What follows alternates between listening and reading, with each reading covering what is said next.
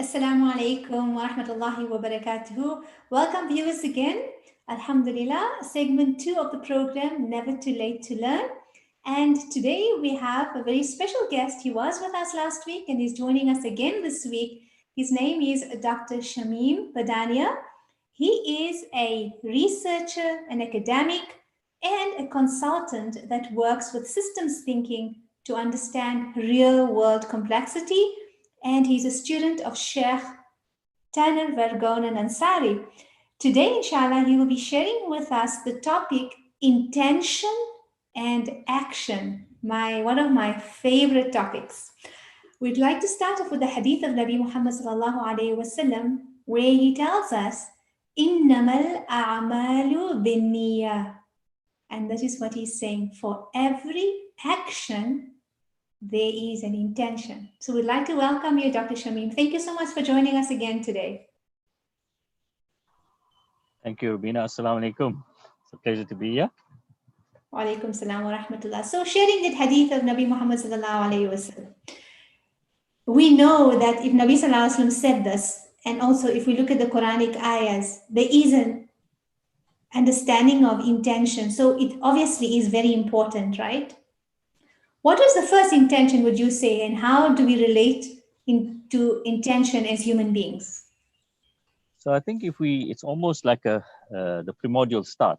Before Allah subhanahu wa ta'ala made creation, and we know there was kun, before that there was an intention before the kun, and the kun was the vibration. So from the start, Allah had an intention, and a big part of that intention was He wanted to be loved and known, we know from the Sufi tradition. So if we ask the question, how do it relate to us as human beings? It starts from that primordial event, that there was a purpose behind it and Allah had an intention. And so that related then to the covenant of Allah to be Rabbikum. So it goes there. So our intention is to return that love from that primordial event. So it's everything that we do in our lives ultimately needs to eventually get back to purify our intention, so we get to that primordial event, I think, if I can put it that way. So I'm just reflecting in terms of the Prophet ﷺ said that for every action there's an intention. So is it possible that if we're not consciously intending, there must be still an intention happening, but we are not conscious of it? So yes, I think there is always an intention before it leads to action. So I think we move to this thing about there's a relationship between intention and action, and there's an intermediate place there, I think, and that's thought. So we have intentions, which become thoughts, which become actions that then get manifested in the world. And so, in one sense, when we're saying we want to go through a process of purification and tazkiyah, we are purifying, I think, our thoughts, but ultimately we want to purify our intentions.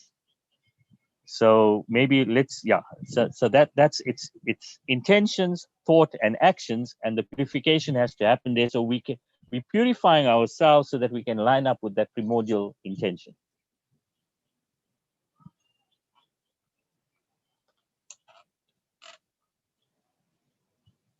I can't hear you, Rubina. Sorry about that. So the question is, you mentioned it's intention, thought, action, right? Why it is that many of us will say things, but we didn't think about it, and then we get into trouble? So how does that work? So I would say that because we are unconscious, we are not aware, we are translating intentions into thoughts, and we're even mindless about our thoughts. And we have to pay a lot of, so this whole tradition of mindfulness is about becoming more mindful who we are, and it's about detaching from thoughts and so on. So it's this thing about being unaware, I think, to answer the question. Okay, so what will bring us this awareness is getting to know ourselves better, correct? So yes, getting to know ourselves better, but also the process of purification. So let me put it this way. If we take shaitan and nafs, I would say, because shaitan and nafs insinuate, they're insinuating at the level of thought. Okay, so if we are doing processes of purification, it's to help us to become aware so we can quieten the nafs and we can be resilient against the whisperings of shaitan, because we now are focusing on the intention which comes before the thought. Okay, so what I hear you saying is that the intention is so vital. So as soon as we open our eyes in the morning, no matter what thoughts are going through our head, we should verbalize an intention. So yes, I think it's about getting to the practice of knowing that our thoughts are not just coming from nowhere, and that to have better understanding, awareness of our thoughts, we need to go back to our intentions and be more conscious that we want to intend something. So I want to intend to become closer to Allah. I want to intend to refine my character. I don't want to just do the action. I want to first intend it, which then becomes, through the process of how I think about it, to get manifested in my action to refine my character, as an example. Okay, so looking at it again is that an awareness, intention will bring an awareness to what we actually want in our lives. So we kind of holding the reins to the horse, right? And we saying, this is the direction I want to lead. In contrast to somebody who's just sitting there and the horse is going wherever it needs to go without any direction, but yet that is the kind of unconscious intention of just allowing it to move in any direction. Yes, exactly. So there is an intention, and it's becoming, the word purification is partly also about being conscious of your intention, so that you, otherwise you're right, there is an intention, but you become unaware, that's driving your actions, and you think that you're doing your actions, but there's an underlying intention behind it that you're not aware of. Okay, now I have another question. Automation, right? I know we do that in computers and everything else, or even in the Right. cars or whatever, in technical terms. Is there a possibility there's an automation with regard to thoughts that we actually need to break it? So what I call that maybe a habits over decades, and that then becomes our life. So when you're in auto means I'm not present, I'm replaying my life. Okay, so yeah, I would say that's probably in the case that you're wiring your neural networks with the same pattern, so it's the same neurons firing every time you get the same stimulus. So you get caught in habitual routines to the point that you become totally unconscious of them, and you're stuck in a rut. And to break that is then to be able to rewire that by, again, this intentions, thoughts, actions would be the place where you want to rejig this automation, if I can call it that. Beautiful. So what I'm understanding is saying intention will break the monotony or the automatic system or the auto system and bring in a new system, rewiring and relooking. So we're kind of rebooting the system, correct? Yes, but I think we're saying in a dynamic way. In other words, we need to get to the point that we are conscious. That's very hard. I'm no, this is, yeah, I think that's, we have to get to that point of that. It's not, I'm stuck in this pattern. I now turn a switch. I'm now in a new pattern. It's this constant feedback. So that's the other thing. There's this feedback loop, intentions, thoughts, actions, intentions, and we're constantly in this, and the awareness needs to come around that. Okay, fantastic. So this obviously requires a lot of work, a lot of training, like anything else. When we follow a particular a healthy choice of food or exercise, this also needs constant practice, engagement, and training. I would use the word training. Yes, so it's this constant. What I'm hearing you saying is this constant holistic integration of doing this across all aspects of our lives in a very conscious way. Okay, no, beautiful. Thank you for that. So, the other questions I have, Moshe Sheftan Ansari speaks about potential energy being changed to kinetic energy, right? But there is still some potential, as in inverted commas, energy in the manifestation, correct? Do you see any links with that and what you have just spoken about in terms of the thoughts, intention, action, all of that? Yes, so at one level, I think if we use the same analogy of potential being transformed into kinetic energy, and Murshid Sheikh Tanar Ansari talks about the manifestation as being the kinetic energy, but he hints that even in the manifestation, there's some potential energy. So I think one way of thinking about it is, let's take us as the manifestation, okay? Humankind. Where's that potential energy? The potential energy is at the level of intention, because that intention can materialize in so many different ways. That potential can become possibility. So its potential become possibilities in the world. You take the same analogy of Allah's potential energy becomes so many manifestations. So that potential that He's shared with us is at the level of intention, its potential. When it becomes thought and action, we know is kinetic. So what happens with thought? I see it as thought is actually this transition from potential to kinetic, because even in thought, there is kinetic energy, because we know that thought, well, there's a perspective that says thoughts reverberate throughout the universe and is being reflected and mirrored and so on, which means there's vibration, and which means now it's in that transition to kinetic.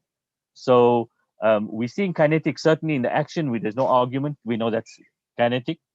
But I think even in the thought, that is kinetic, and some traditions call it subtle energies, which have huge impacts on who we are as human beings, how we relate to nature, how we relate to the world, how we relate to other people.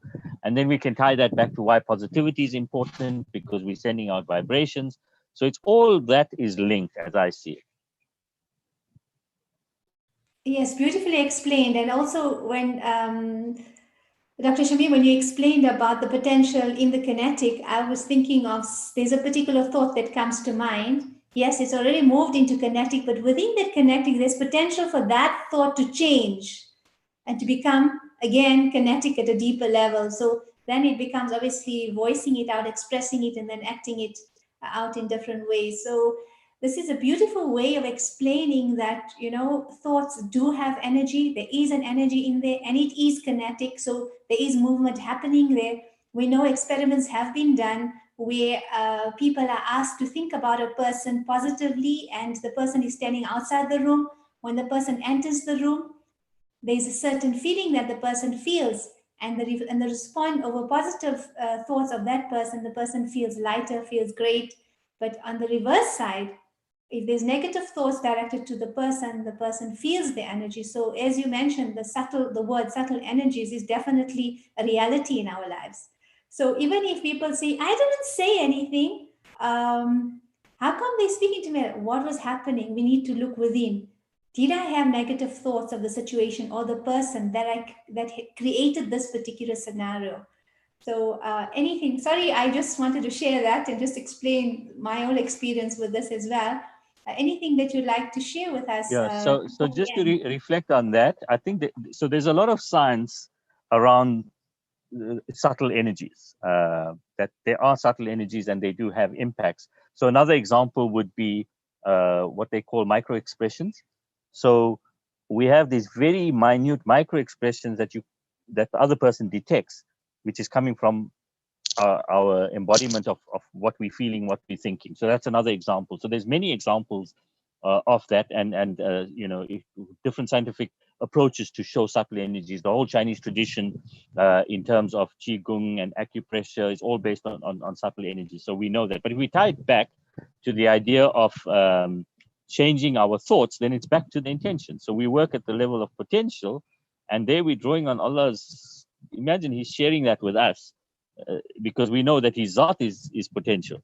So He's sharing that with us. So that's where we need to be purifying, because we get that right, then our thoughts will be right, and then our actions will be right. We're sending out the right reverberations. And it reminds me of the song somewhere that says good vibrations. Yeah? So good vibration.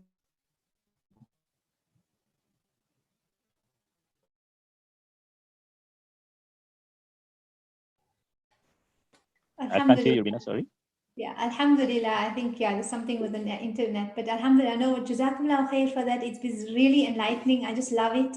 Alhamdulillah. Just to summarize, viewers, Dr. Shamim has shared with us a very, very important aspect in our lives that we need to be very conscious of. We need to take cognizance of, because without living intending to live a conscious life, we're definitely losing out on every moment in our lives. So, Jazakumullah khair, Dr. Shamim. Really had enjoyed this conversation with you.